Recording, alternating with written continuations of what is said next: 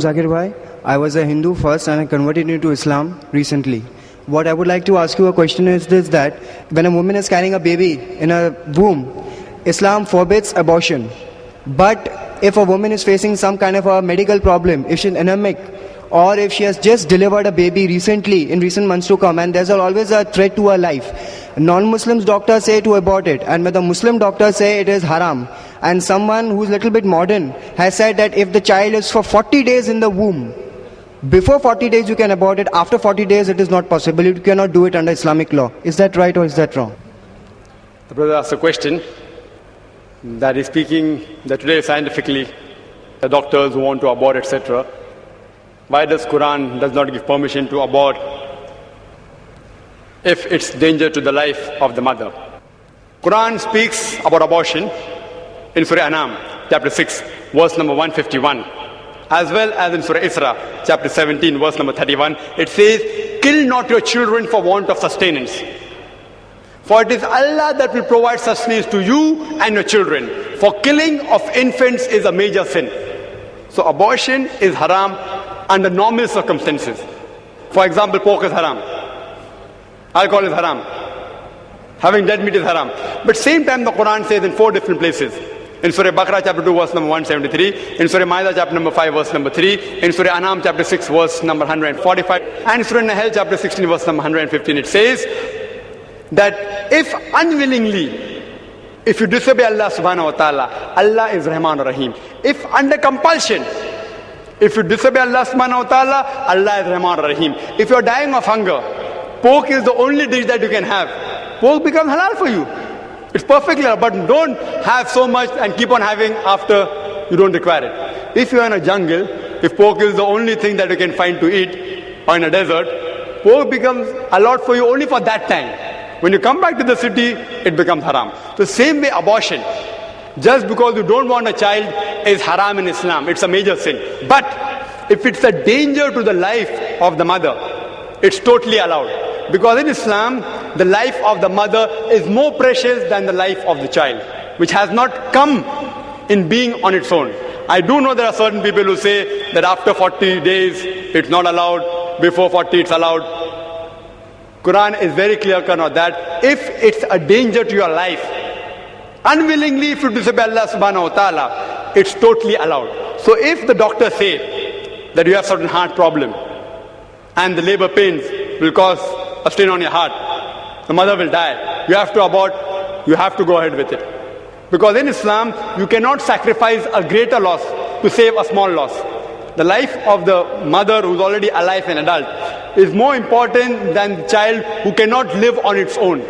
So in these cases, if it's a danger to the life of the mother, it's totally allowed in Islam. If it's not a danger, it's haram. Hope that answers the question. The next question from the ladies' side. Assalamu alaikum, Brother Zakir. My question is, when Quran speaks so much about science, then how come the Muslims are so backward in the field of science?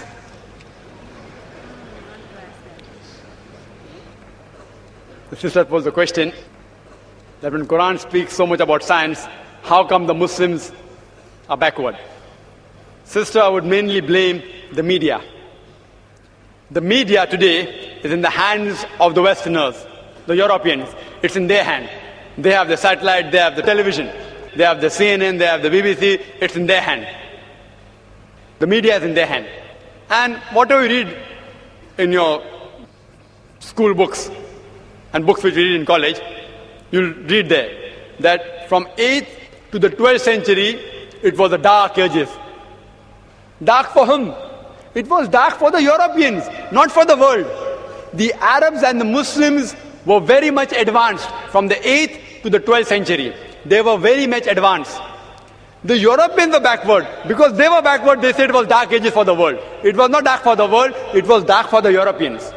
With the limited instruments and technology what we had from 8th to 12th century, what discoveries the Muslim scientists have made, it's unbelievable. Today, because science is advanced, we are making so many discoveries.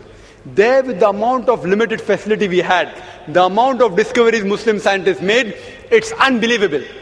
For example, I quoted in my talk that Ibn Nafis, he discovered the blood circulation. But in the medical books and the books we read in school, who discovered blood circulation? William Harvey. Everyone knows William Harvey. No one knows about Ibn Nafis. Ibn Nafis spoke about blood circulation 400 years before. The Europeans, they later on picked up the books of the Muslims and rehashed it and said, we discovered it. See, if you see the discovery that Muslims have made. For example, if you know Al-Idrusi, in 1154, he drew the first map of Mediterranean, the geography of the world. First. Mathematics.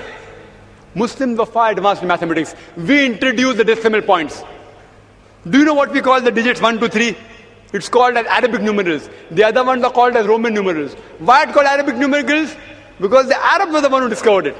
The decimal point are the Arabic numerals. The person who first proved the Pythagoras theorem, he was Al-Tusi. We know about the Pythagoras theorem, but we don't know about Al-Tusi. He said that the square of the hypotenuse was equal to the sum of the opposite two sides of the triangle. Al-Biruni, he was an authority in trigonometry. All these people, they were experts. If you know of Al-Kindi, Al-Kindi, he was a philosopher, a mathematician, an astronomer. When great scientists like Galileo, Newton, etc., they said that all physical laws were absolute. He said that all physical laws are relative. And today we know the theory of relativity is proved by Albert Einstein. No one knows about Al-Kindi. He was the person who basically gave the idea of theory of relativity. Later on, he did more research and talked about theory of relativity. Who knows about the three brothers, Muhammad, Shakir and Hassan? Who know about them?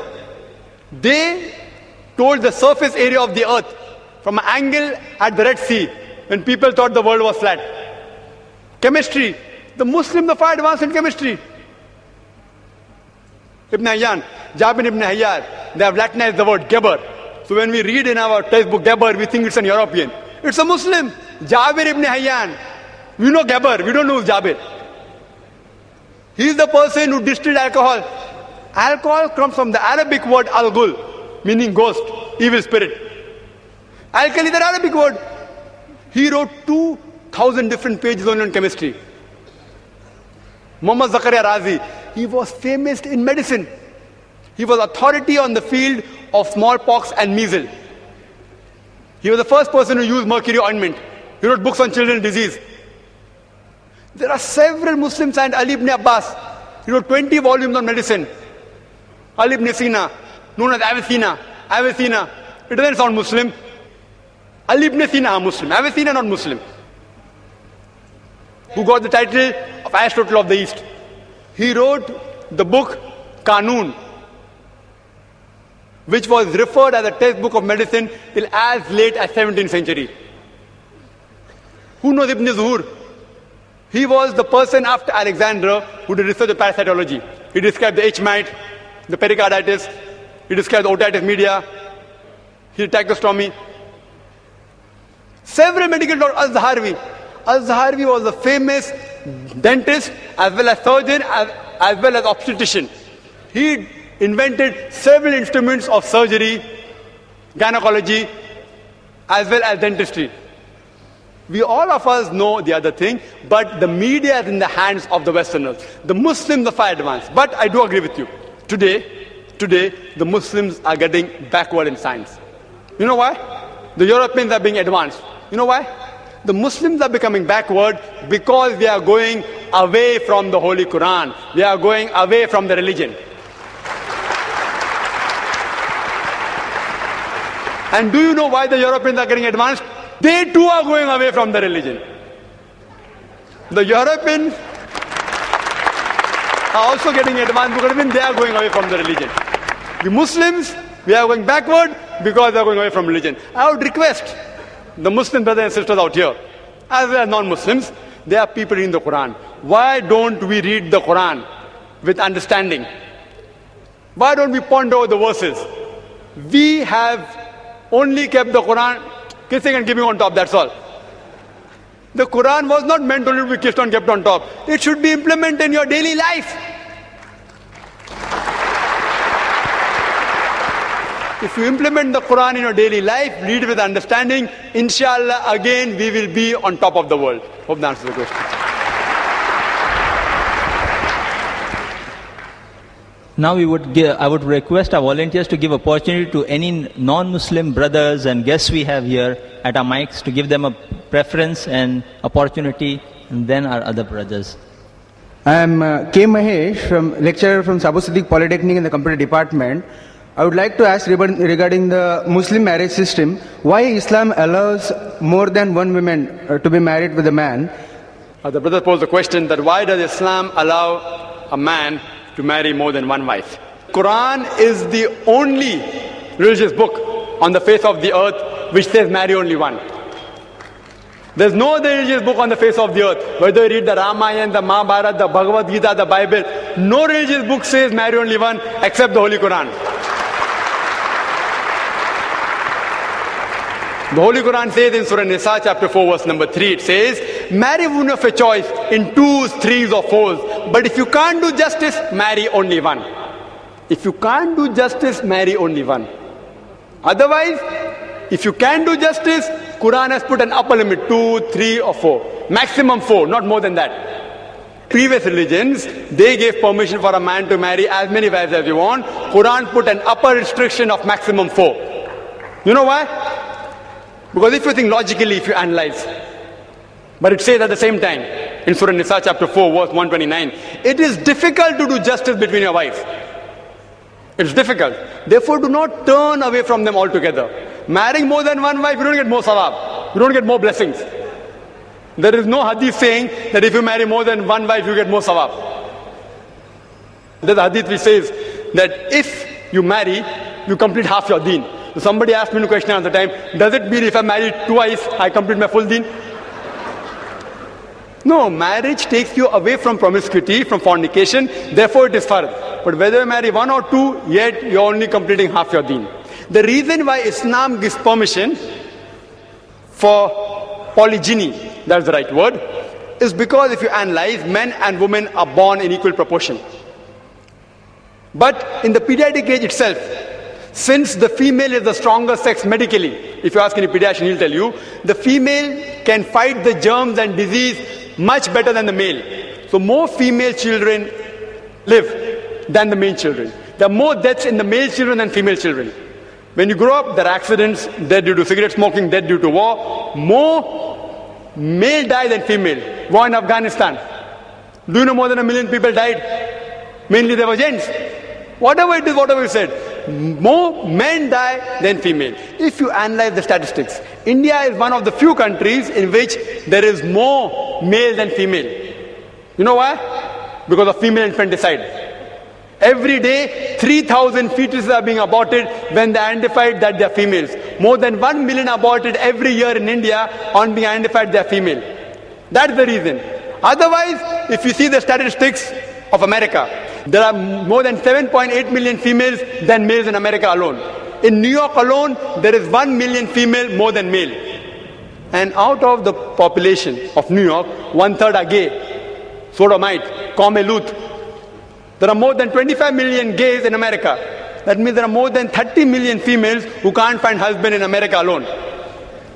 In UK alone, there are 4 million female more than male. In Germany alone, 5 million female more than male. In Russia alone, 7 million female more than male. And Allah subhanahu wa ta'ala alone knows there are how many million females more than males in this world.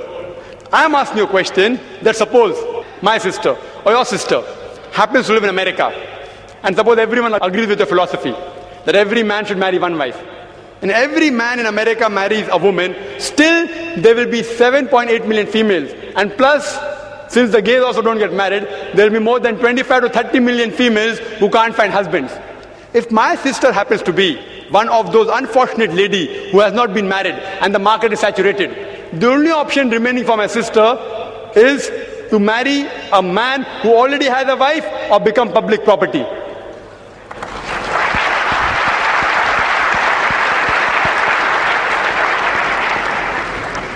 The next question from a brother on the left. Assalamu alaikum. My name is Sadiyar Anwar. Allah subhanahu wa ta'ala created everything. Some verses we created, prepared like this? Why plural is coming? The brother posed the question that why has the word we used in the Quran for Allah subhanahu wa ta'ala? Is it more than one? Brother, we in Arabic, there are two types. One is we for plural, one is royal plural. Royal plural. Like for example, if you know Rajiv Gandhi, how he used to speak, he used to say, hum dekhna chahte hai, hum. That hum was not plural, it was singular. It's a royal plural, it's called. The same way Allah subhanahu wa ta'ala, some places uses I, some places uses we. The we in Arabic does not indicate plurality. It means royal plural. Actually it is singular. So we, when it says we have created you, it means singular Allah subhanahu wa ta'ala. Quran clearly states in Surah Ikhlas, chapter 112, verse number 1, Qul huwallahu ahad. Say he is Allah one and only. Allah is only one, not more than one. Hope that answers the question. Assalamu alaikum, brothers and sisters. I would like to know whether organ transplant and organ donation are permitted in Islam. The sister posed a question that is organ transplantation or donation allowed in Islam or not? There's no verse in the Holy Quran directly saying that whether you should give or you should not give. It's silent on that issue. There were various conferences taking place by various ulama throughout the world, including in Malaysia, in Jeddah, in Riyadh, even here, on this issue where organ transplantation is allowed or not. By the consensus of the ulama of the world, today they say that organ transplantation is allowed if you satisfy the three conditions. First is the organ that are going to give to the person. The person, if he receives the organ, his life will be saved. Only if his life is in danger, and then if he wants the organ, then it's allowed. Point number 2, the person donating the organ, he should not do it for economical reasons, not for money. Not for getting 1 lakh rupees or 2 lakh rupees. Third is after the person donates the organ, it should not cause loss of his life. Today science tells that there are certain organs in the body, for example the kidney. 1 kidney is sufficient for a human being to survive and lead a normal life. The second is an additional. Suppose my mother, if she has both the kidney failure, and if I donate 1 kidney, surely Allah will not hold me responsible. So but natural, if it doesn't cause a loss to my life, I can't say I want to donate my heart. If my heart is taken out, I'll die. So I can't donate my heart. I can only donate those organs which will not cause loss to my life. And I should not do it for economical reasons, point number 2. And third, it should save the life. This is the consensus of ulamas of the conference that took place in Malaysia, in Riyadh, in Jeddah, in India. In India, the ulamas were reluctant, but now if you ask the Fiqh Academy of India, even they say it should not be done. But if it is used to saving the life as a last resort, you can give your organ as a donation. Hope that answers the question.